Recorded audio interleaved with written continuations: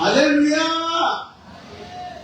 Nous disons merci à Dieu parce qu'il a bien voulu que nous puissions être le prédicateur de ce matin. Et nous disons merci à notre papa pour cette opportunité et pour cette marque de confiance qu'il ne cesse de nous donner. Nous disons merci à l'Église parce que nous sommes là. Gloire à Dieu parce que nous nous sommes sacrifiés, nous sommes venus chanter pour Dieu, louer Dieu, l'adorer et écouter sa parole. Et je suis très content parce que, vous savez, lorsque Dieu vous dit quelque chose pour son Église, il est toujours nécessaire que vous puissiez vous décharger de ces messages. Nous l'avons commencé depuis le dimanche passé et aujourd'hui, Dieu a fait encore grâce que nous puissions nous tenir devant vous. Nous allons parler sur le même sujet, la réussite des noces à Cana. Et le dimanche passé, nous avons dit que le vin ayant manqué, nous dit que le vin du diable est épuisé. C'est ce que nous avons dit. Nous avions parlé de la mère de Jésus, qui est Marie. Nous avons expliqué la mère de Jésus. Nous avons parlé de l'aspect femme. Qu'est-ce que Jésus a voulu dire par là? Et aujourd'hui, il est important lorsque nous avons déjà parlé du mauvais vin et que nous puissions parler aussi du bon vin. Est-ce que tu peux répéter avec moi 3 fois? Le bon vin, les bons vins, les bons vins.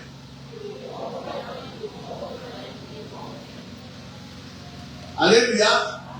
Alléluia. Soyez concentrés, chers frères et sœurs, maman et papa, parce que ce que nous disons a une importance très très capitale pour notre propre vie, pour la vie de l'Église et pour la vie de nos familles. Nous avons dit que dans ces noces, on avait invité Jésus, la mère de Jésus, et Jésus était venu avec tous ses disciples. Malgré la présence de Jésus, mais les gens ont fait ce qu'ils voulaient. Ils ont servi leur propre vin. Ils ont servi un mauvais vin. Le vin qui pouvait émivrer les gens. Le vin qui pouvait saouler les gens. Le vin qui pouvait troubler la vie des gens. Mais il s'est fait qu'à un certain moment, leur vin était épuisé. Leur vin était épuisé. Nous avons dit que dans notre église, dans nos vies, dans nos familles, le vin du diable est épuisé. C'est ce que nous avons dit. Tu peux dire Amen. Tu peux dire encore Amen. Mais hélas, je me souviens lorsque le pasteur Frédéric prêchait des jeudis, j'étais en train de rire parce que j'avais compris un aspect. Il a dit que le vin du diable est épuisé, c'est bien bon. Mais il y a un temps mort. Et pendant ce temps mort-là, le diable n'est pas encore lié. Le diable est libre encore de faire tout ce qu'il veut. Il continue à combattre. C'est pourquoi nous ne pouvons pas cesser de combattre. C'est ce que le pasteur a dit. Le diable va chercher des formules pour remplacer, pour renouveler son vin. C'est ça la position du diable. Mais, comme l'a dit Jésus, comme le dit la Bible, même la nature peut nous enseigner. Tous nous savons comment on organise le fête. Dites-moi, lorsqu'il n'y a plus de boissons, tous nous savons ce qu'on fait, n'est-ce pas? En ce moment-là, Quand vous savez qu'il n'y a plus de poissons, qu'est-ce qu'on fait? On cherche n'importe quoi pourvu que les gens puissent boire. Est-ce que nous comprenons? Alléluia! À ce moment-là, lorsqu'il n'y a plus de poissons, on peut même consulter ceux qui vendent des poissons. Même s'ils disent que nos poissons ne sont pas froides, donnez toujours. Donc lorsqu'il n'y a plus de poissons, on cherche n'importe quoi. Même à gagner, ça peut venir à ce moment-là. Est-ce que vous comprenez? Même le whisky. Et je vous dis que le diable est prêt à chercher des againés, les whisky, pour détruire davantage l'église. Mais nous, l'église, notre problème, c'est de chercher le vin qui vient de Jésus-Christ. Est-ce qu'on peut dire amen? Donc, je voulais dire à l'église, lorsque nous tardons à créer ou à se procurer du bon vin, attendez-vous des againés. Alléluia! Alléluia! Alléluia! Cela veut dire quoi? La Bible dit ceci. Lorsqu'un esprit mauvais sort, qu'est-ce qu'il fait? Il s'en va, n'est-ce pas? Il va revenir pour voir si là où il est sorti est comblé ou ce n'est pas comblé. Et cependant, pour rentrer à cette place-là, il ne peut plus rentrer seul. Il va prendre d'autres esprits plus puissants que lui. Est-ce que vous comprenez ça? Les affaires de Dieu sont en opposition. Nous sommes en opposition avec les diables. Cela veut dire, les diables réfléchissent en sens inverse qu'est la vie chrétienne. Cela veut dire quoi? Lorsqu'il n'y a plus le vin du diable, c'est un moment où l'Église, où la foi de Dieu, ou encore nos familles doivent vivre des temps merveilleux. Ce sont des temps où nous devons progresser. Ce sont des temps où nous devons vivre comme il faut.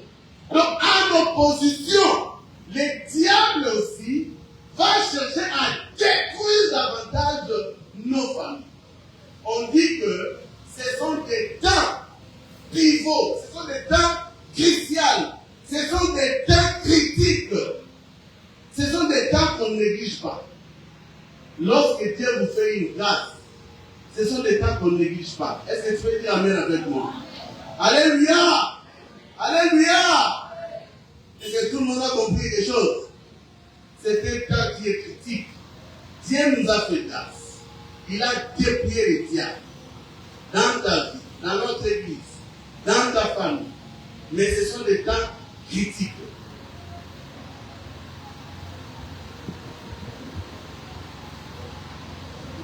Passons à la deuxième phase de ces noces, où il fallait qu'il y ait maintenant le bon vin.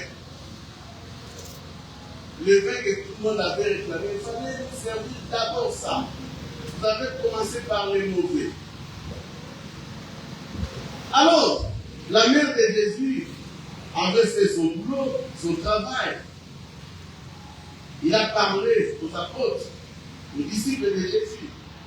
Il a parlé aux organisateurs de la fête. Vous devez faire ce qu'il va vous dire. Or, c'était le moment où on devait vivre les bons vins. Ce qui me fait plaisir, quand j'ai lu ce passage, la Bible dit ceci. Le vin ayant manqué, la mère de Jésus dit, femme, la mère de Jésus leur dit, la Bible dit maintenant ceci. La Bible change la figure de ce texte. On dit, oh, il y avait là 6 vases.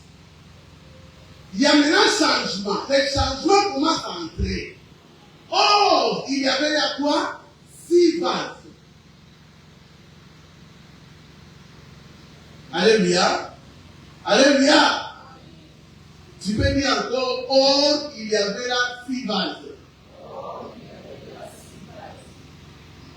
Or, il y avait là 6 vases. Là, c'était dans les noces du Cana, n'est-ce pas? Et si Dieu est en train de nous dire que les bons vins doivent sortir de cette église, qui sont dans cette église? C'est nous qui sommes là, n'est-ce pas? Est-ce que tu peux dire avec moi, oh, je suis le membre de cette église? Tu peux dire ça? Oh, je suis le membre de cette église. Tu peux répéter ça? C'est ce qui fait du bien. Il faut du bon vin. Mais par quoi ce vin doit être produit?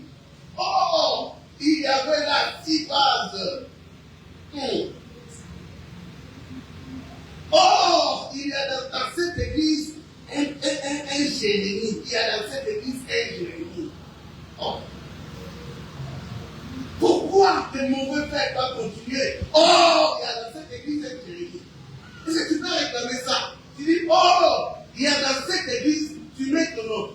On y va. Oh, il y a dans cette église un Jérémie. Moi, je suis ici dans cette église. L'effet du diable doit continuer. Jésus, pourquoi tu m'as appelé? Est-ce que vous comprenez la parole de Dieu? Est-ce que chacun peut se révolutionner dans sa vie? Tu peux répéter encore. Oh, il y a dans cette église un Jérémie. Tu peux dire ça. Dans cette église, il y a un frère Jojo.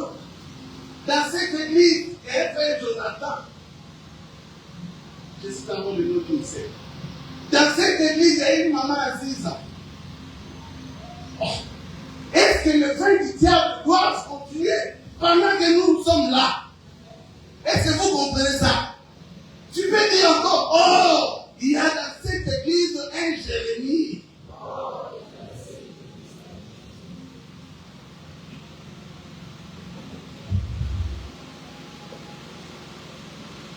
Vous savez, des fois, c'est nous-mêmes qui laissons la place au diable.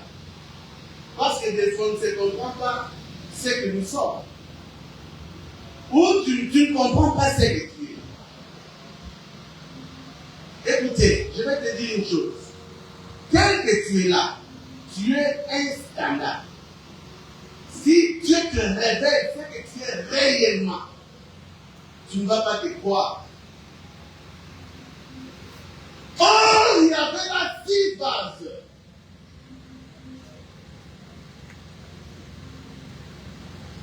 Dans cette église, il y a dans cette église un apôtre engagé, un homme de Dieu puissant. Il y a dans cette église un prophète Malou. Il y a dans cette église un pasteur Frédéric. Il y a dans cette église un pasteur Jérémie. Il y a dans cette église toi qui es là. Est-ce que le diable doit continuer à régner dans cette église pendant que nous sommes là? Oh. Est-ce que le diable peut continuer à régner dans ta famille pendant que toi tu es là? Toi, tu fais partie de ta famille. Et le diable continue à agir. Oh. C'est pourquoi David avait dit, oui, je suis jeune. Vous pouvez appeler ça de l'orgueil. Mais je ne peux pas laisser quelqu'un citer le nom de l'Éternel. Jamais. Jamais. Oui, je connais ce Dieu, je sais ce qu'il fait. Écoutez, il est temps que chacun de nous applique ce qu'il sait pour que cette église puisse aller de l'avant. Alléluia. Alléluia. Est-ce que quand les démons viennent envoûter, faire ceci, est-ce qu'ils vous demandent? Peut-être qu'on ne les connaît même pas. Il n'est même pas diable. Mais toi au moins on te connaît. Pourquoi ne pas faire quelque chose pour cette église?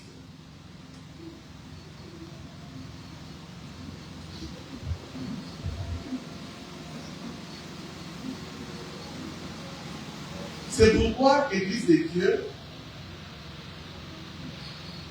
nous devons passer de la passivité à l'activité. Deuxièmement, de l'inactivité à l'activité. Cela veut dire quoi? Tout le monde, à partir de maintenant, doit créer un mouvement spirituel pour les autres de cette église. Alléluia. Nous devons sortir de la passivité. C'est-à-dire, tu ne fais rien. Tu ne fais rien. Non. Quand je parle de l'inactivité, je voulais dire que tout chacun de nous doit relever son rendement. Il faut augmenter le rendement. Il faut changer la façon de travailler. Parce qu'il est temps où le vin nouveau, les gens doivent boire ça. Par toi, les gens doivent boire le vin nouveau. Par toi, tu peux dire Amen. Par toi, les gens vont glorifier le nom de Dieu. Tu peux dire Amen.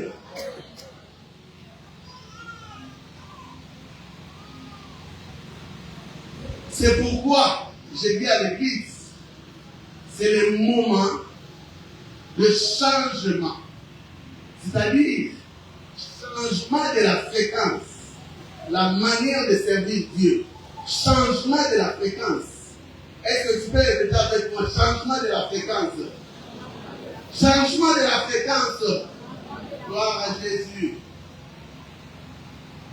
Tu peux répéter après moi, changement de stratégie. Changement de stratégie. Alors il y a encore vitesse plus. Ce sont là les mots qu'il faut pour ce temps-ci. Nous devons changer notre façon de venir à l'église. Nous devons changer notre façon de donner à Dieu. Nous devons changer notre façon de prier Dieu. Mais si tu faisais 30 minutes, il faut changer. Augmente et tout tu fais. Le moment est bon, mais le moment est grave. Le diable est allé chercher les Akènes, mais notre Dieu est en train de préparer les bons vins.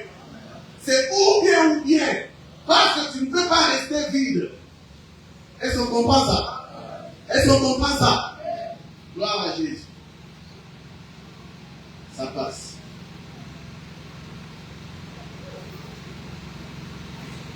Écoutez, c'est nous qui sommes le vase d'honneur et qui devons produire les bons vins. C'est nous. C'est nous qui sommes le vase là, qui devons produire les bons vins pour ta propre vie, pour ta propre famille et pour l'Église.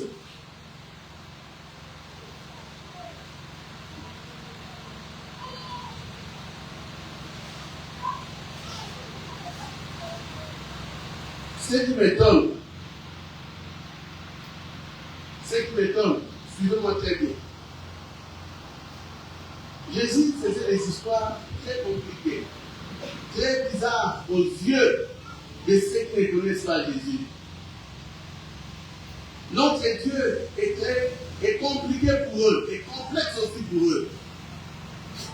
Or, il y avait là 6 vases. Ces vases-là étaient destinés à faire quoi? La Bible dit que c'était des vases qui étaient destinés aux purifications des Juifs. C'est-à-dire, quand vous venez par exemple dans une fête, on met ces vases là-bas, quand vous venez, vous lavez les mains, vous entrez. Et lorsque vous voulez servir les gens, vous allez rincer les ustensiles dans ces vases-là. Regardez l'utilité de ces vases.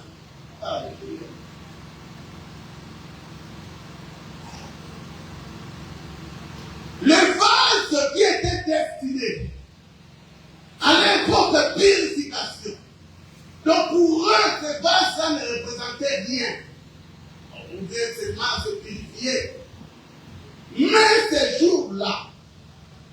jours-là, ils devaient goûter les bons vins par ces vases-là.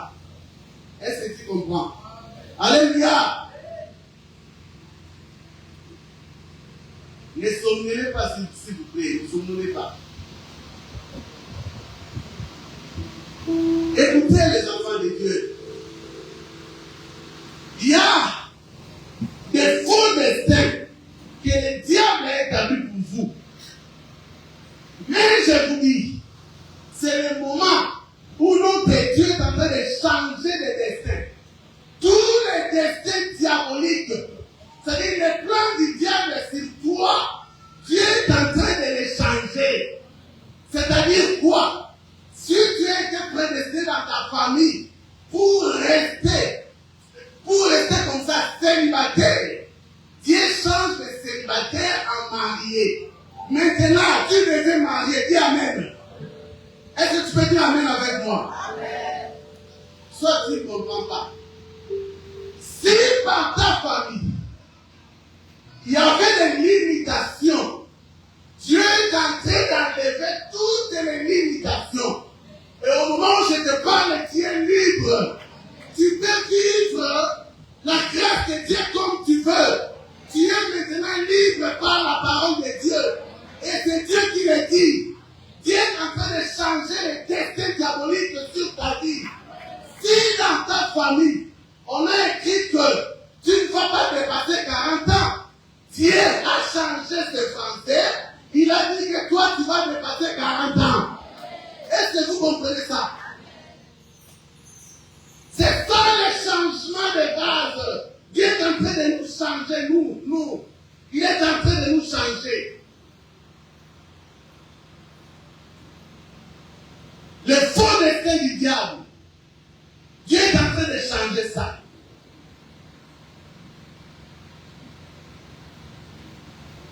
Dieu est en train de revaloriser ses enfants.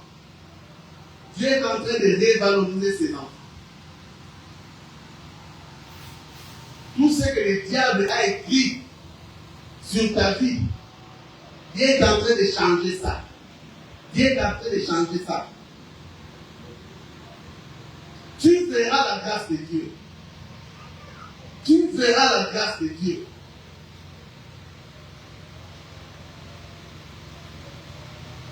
Dieu a utilisé ces vases-là.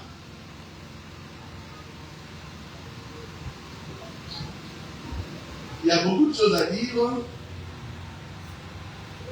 Écoute encore un élément concernant les vases.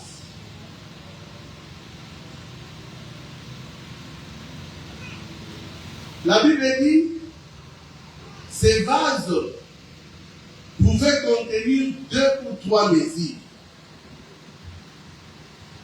Ces vases pouvaient contenir 2 ou 3 mesures. Je parle d'abord de 2 mesures. Et dans mon explication, 2 mesures et 3 mesures, c'est presque la même chose.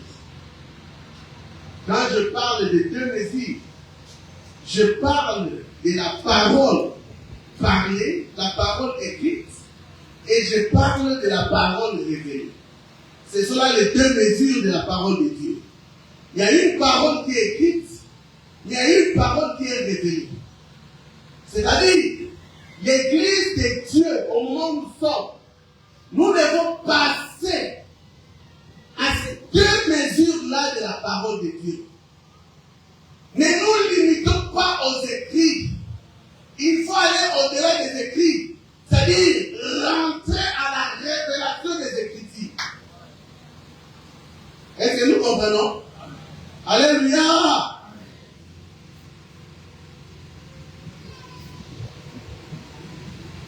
Attendez, je vais vous expliquer.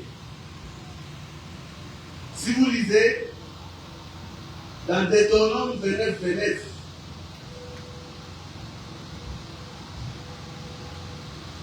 la Bible dit que ce qui est caché, c'est pour Dieu. Et ce qui est révélé, c'est pour nous. C'est pour nous et nos enfants et à perpétuité. Est-ce que vous comprenez la Bible? Alléluia! On dit ce qui est caché, c'est pour qui? C'est pour Dieu. Mais ce qui est révélé, c'est pour eux. Frère, cela veut dire quoi?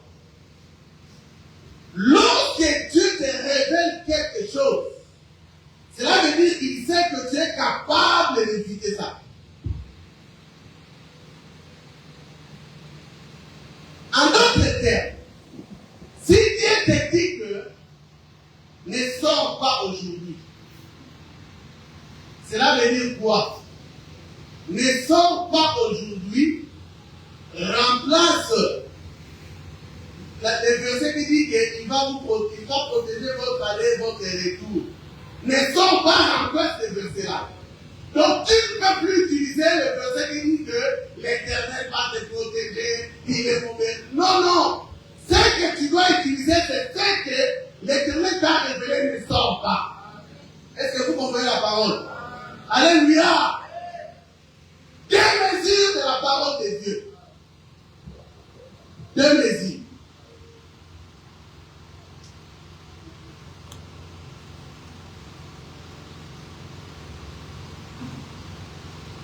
Il était Dieu, 100% Dieu et 100% homme. Quand vous lisez Jean chapitre 8, verset 59, la Bible dit qu'il était en train de démontrer aux Juifs que moi j'ai existé avant votre père Abraham. Et les Juifs ont voulu les lapider. La Bible dit que Jésus-Christ se cacha. Il s'est caché, mais il était Dieu. Il s'est caché. Là, ce n'était plus la parole faite chair, mais la parole qui se cache. Est-ce que nous comprenons la parole de Dieu? Alléluia! Alléluia!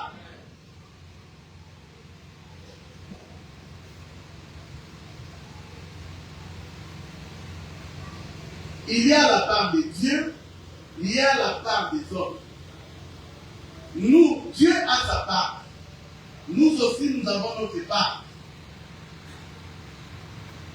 Et nous devons faire notre part comme il faut pour vivre ce que Dieu dit.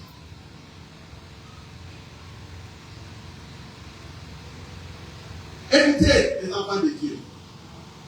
Lorsque Dieu te révèle quelque chose, je prends l'exemple. Lorsque Dieu te dit que on est en train de vouloir t'empoisonner, lorsque Dieu te dit ça, automatiquement, ce que tu dois faire, tu dois assainir ton environnement. Tu deviens automatiquement méfiant envers tout le monde. Ce n'est plus question d'aimer les prochains. C'est la question de se protéger maintenant. Tu dois assainir ton environnement. Et vous devez savoir, l'Église de Dieu, que lorsque Dieu vous amène à l'élévation, chaque élévation change l'environnement. Et lorsque vous vous élevez, il y a des amis qui tombent et il y a des amis qui viennent. Ce n'est pas à tout moment que tu dois parler avec n'importe qui. Ce n'est pas normal. Et à un certain moment, tu peux rester seul dans ta vie. Parce que c'est toi qui as affaire avec ton Dieu. Est-ce qu'on comprend? Amen. Alléluia. Ça, c'est la dimension de la parole de Dieu. C'est la dimension de la parole de Dieu. Ce frère ici est mon père. Il est venu chez moi, il n'a pas mangé. Toi, tu sais ce que Dieu lui a dit. Si Dieu me dit qu'on va m'empoisonner, je vais toi, je ne mange pas. Je ne mange pas. J'ai saigné mon environnement parce qu'on veut m'empoisonner. Et quand Dieu te révèle cela, c'est très puissant. Tout le monde devient suspect. Je vous ai montré comment Jésus-Christ a dit à Pierre, arrière de moi Satan. Il voyait Satan derrière Pierre. Mais c'est la personne à qui il avait dit que tu vas perdre mes bébés. Mais à ce moment-là, Pierre était devenu suspect pour Pierre, pour Jésus. Il a dit arrière de moi Satan. Qu'est-ce que nous comprenons de la parole de Dieu? Alléluia. Alléluia. Nous devons passer de la parole écrite à la parole révélée.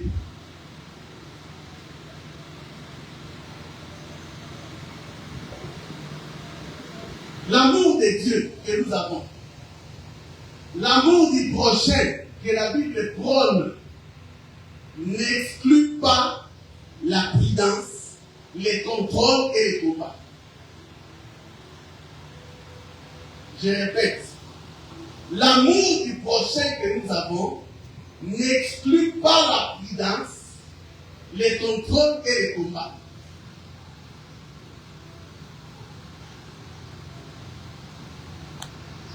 Lorsque vous lisez, je vais reprendre ce que l'homme de Dieu avait dit. Matthieu 10, 16, vous verrez Jacques 4, 7. Je vais relier les deux versets et nous allons tirer quelque chose.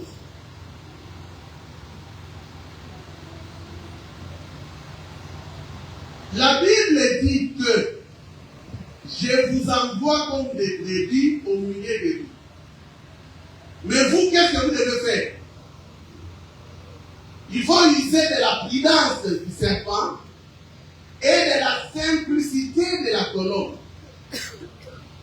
C'est ça que la Bible dit. Et autant où nous sommes, c'est ces deux choses-là que nous devons appliquer. La prudence du serpent et la simplicité de la colombe. Écoutez, l'homme de Dieu avait révélé, il avait dit ceci. La prudence du serpent a trois choses. Il peut se cacher, il peut fuir, il peut aussi attaquer avec ses venens. C'est ça la prudence du serpent, n'est-ce pas? Alléluia! Alléluia! D'abord, dans un sens normal, lorsque quelqu'un est plus fort que toi, tu fais seulement fuir, il t'aura toujours. Tu seras essoufflé pour rien.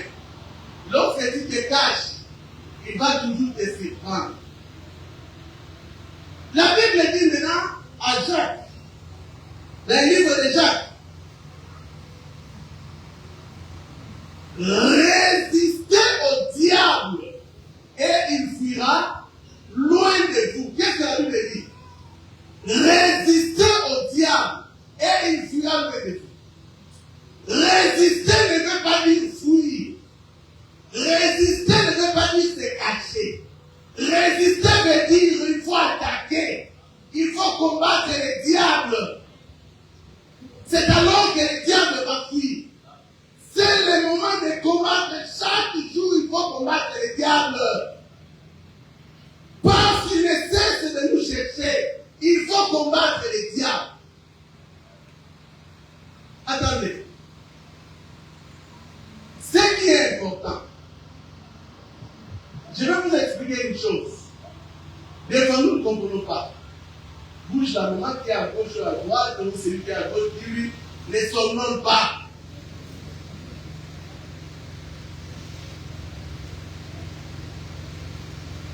Là où j'enseignais au village,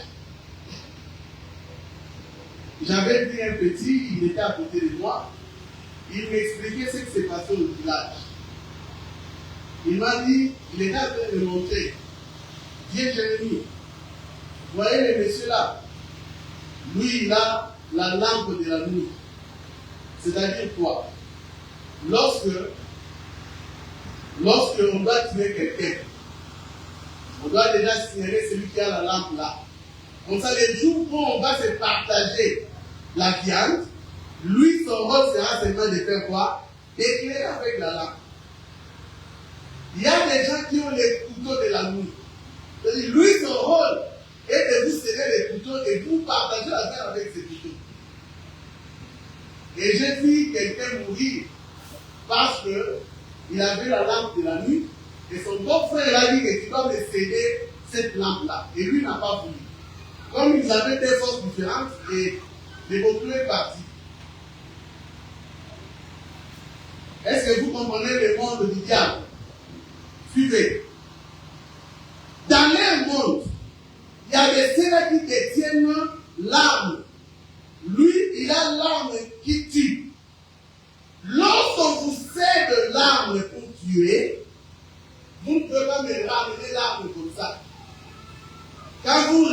mettez l'arme là que vous avez emprunté pour tuer quelqu'un, il y a toujours un bonus. Donc vous remettez l'arme et une partie de la viande. Est-ce que vous me comprenez? Alléluia! Alléluia! C'est pourquoi je vous dis qu'il faut combattre chaque jour. Il faut combattre chaque jour les diables. Il faut augmenter la fréquence, la vitesse. Maintenant, lorsque dans leur calcul, tu leur dis que non, moi le 15 décembre, je vais tuer mon grand frère. Je vais vous donner mon grand frère. Ah, c'est lui-là qui sait que on va tuer le grand frère. Qu'est-ce qu'il va faire? On va dire qu'on va emprunter l'arme. Donc si tu viens avec l'arme, tu vas tirer sur ton grand frère. Donc on va traîner l'église. Et on signale à celui-là qui a les couteaux, dès quel jour, on va partager la viande. À celui qui a la lampe, ne mange pas. On aura besoin de voir comment ça se passe. Dites-moi, on a mobilisé tous ces gens-là parce qu'on veut les tuer. Donc, celui qui a la lampe est venu parce que toi tu dois mourir. Celui qui a le couteau va venir parce que toi tu vas mourir. Maintenant le 15 est là. Tu dois mourir. Mais, par la grâce de Dieu, tu as la vie sauve. Est-ce qu'on va remettre l'arme là en question? Parce que la condition est que l'arme doit rentrer avec le sang et avec les bonus de la viande. Voilà pourquoi, sur le plan spirituel, lorsqu'il y a un complot à l'église, vous devez recopier le même complot et renvoyer ça au camp du diable. C'est pour que tout le monde ait sa part, mais de leur propre côté. Vous n'avez pas compris. Alléluia. Nous, on a beaucoup fait. Dieu enlève cette mort. Comme Pasteur Seigneur avait dit, il est en train de mourir. C'est lui qui est en train de ravager la famille. Dieu est pitié de lui. Il y a des gens qui doivent réellement mourir pour que d'autres puissent vivre mieux. Est-ce que vous le savez? Il y a des gens qui doivent disparaître pour que les autres vivent mieux. Parce qu'ils ont signé avec ceux qui ont des larmes. C'est pourquoi des fois vous remarquez, oh, mais en principe, ce n'est pas lui qui était malade, c'est sa sœur qui était malade. Mais quand sa petite sœur était là-bas, sa petite sœur était décédée. Pourquoi? C'est-à-dire, il devait remettre l'arme. L'arme en question a un certain délai. Il dit que non, comme je ne peux pas avoir ces messieurs de préférence, je donne ma petite sœur. Écoutez, nous devons combattre. Nous devons combattre. Nous devons combattre. Le diable a établi des cycles dans des familles. À un certain moment, j'étais en train de prier. Je me dis, il faut que ce cycle-là cesse. Non. Je ne peux pas jouer contre ce cycle. Ça, ce n'est pas mon cycle. Ce n'est pas moi qui ai établi ça dans notre famille. Mais, si on a dit que chaque 2 ans, chacun de votre famille va mourir, laissez ça comme ça, c'est mieux. Mais je vous dis que désormais, ceux qui vont mourir seront les gens de leur propre camp. Il faut que le cycle continue pour qu'il finisse. Le cycle doit continuer. Il faut qu'il y ait la mort chaque 2 ans. Moi, je signe encore. Mais ceux qui vont mourir, c'est ceux qui se trouvent dans leur propre camp. Est-ce que vous comprenez ça? La deuxième dimension, la mesure. Comme nous sommes des bases, il faut monter. Chaque jour, enfant de Dieu, il faut combattre. Je vous dis, le diable est très mauvais. Le diable est très mauvais. N'aie pas pitié du diable. Non. Si Dieu te révèle sur quelqu'un, que celui-là c'est un sorcier. Si Dieu t'a dit réellement qu'il est sorcier, mets-lui loin de toi, c'est un sorcier, c'est un sorcier. Tu ne vas pas l'haïr, mais s'il est sorcier, qu'est-ce que tu veux faire de lui? Il faut qu'il sente d'abord sa vie, qu'il se répande. À ce moment-là, il sera enfant de Dieu et on va collaborer. Si tu es sorcier, je vais te mettre loin de moi. Si tu es sorcier, moi je ne dis pas sorcier. On va coopérer quoi? Mon atmosphère et ton atmosphère ne se marient pas. Il n'y a pas de corrélation. Oh, je n'avais jamais lu Somme 1. Lisez ça. Vous allez comprendre. Celui qui est mauvais. Si sa mauvaise manière est établie, il faut le mettre loin de toi. C'est ça la révélation de la parole de Dieu. Alléluia. Alléluia. Les enfants de Dieu. Lorsque nous nous révélons, vous savez, ceux qui disent la nuit pour nous, qui te réveillent comme ça, qui te promènent comme ça, ah, le diable est très mauvais. Le diable est très mauvais. Nous devons combattre. Frère, c'est maman, papa. S'il arrive que tu tombes, relève-toi. Dieu est avec toi. Il va te pardonner. Parce qu'il est ton Père. Si Dieu te dit, quitte cette parcelle, il ne faut pas faire des calculs. Quitte seulement la parcelle. Si tu ne quittes pas, tu vas mourir. Ça sera ta propre faute. Tu diras qu'on a fait des services à l'église. On a fait des services, mais comment il est mort? On t'avait dit quoi? Qu'est-ce que la révélation t'avait dit? Qu'est-ce que la révélation t'avait dit?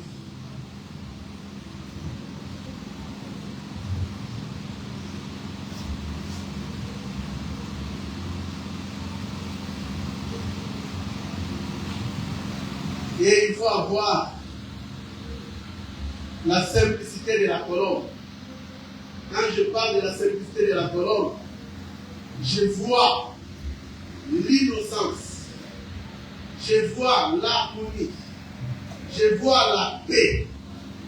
Là maintenant je rentre dans Isaïe 54:7, Proverbe 26:2, sur le fait, la puissance, les conséquences de la tentation du diable. Lorsque il y a l'innocence dans votre vie, lorsque vous avez raison, quelle que soit la présence du diable, il n'aura pas votre vie. Il n'aura pas votre vie. C'est pourquoi le diable vient à l'église. C'est pour détruire cette innocence. Qui t'a dit que parce que tu combats, il faut gérer quelqu'un? Qui t'a dit ça? Qui t'a dit que parce que l'autre est sorcier, si elle est ta maman, il faut lui manquer du respect? Quelqu'un dit, oh, il sait contredire quoi? C'est la femme qui dit. Alléluia! Alléluia! On se combat spirituellement, mais charnellement, si tu es ma mère, je te dois du respect. Alléluia. Est-ce que vous comprenez ça? Est-ce que vous comprenez ça? Et j'ai vu quelqu'un, nous étions dans une mort, comme aujourd'hui, nous sommes en train de parler trop de combat. Elle voulait passer entre deux papas. Papa dit, comment tu peux passer comme ça? C'est des politesses. Et politesse s'est alignée au nom de Jésus. N'a-t-elle oh, alléluia. Alléluia. Les combats, c'est une chose. Le respect, c'est une autre chose. Alléluia. Alléluia.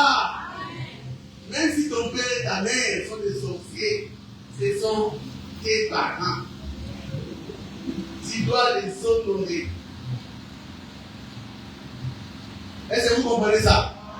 Est-ce que vous comprenez ça? Nous avons le corps, l'esprit et l'âme. C'est pourquoi Jésus qui a dit Pierre, non, c'est pas ça. Il a pris l'oreille, il a remis ça chez ma fils. Nous serons bien. Bonjour mon frère, comment ça va bien? Ah, ça va? Tu vas voir. Je te salue convenablement. Mais si je sais que tu es sauvé, tu es sauvé. Alléluia. Alléluia.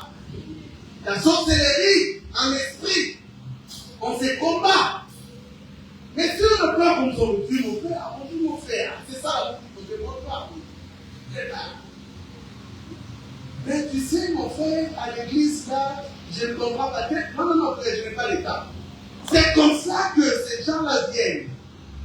Il faut commencer à te parler de l'église, à toucher les vies ou la vie des hommes de Dieu. Et lorsque tu arrives à ce niveau, il est en train de créer chez toi, d'enlever l'innocence. Et quand on t'enlève l'innocence, maintenant ton combat aura de l'effet dans ta vie. Est-ce que vous comprenez ça? Je vais donner sa parole.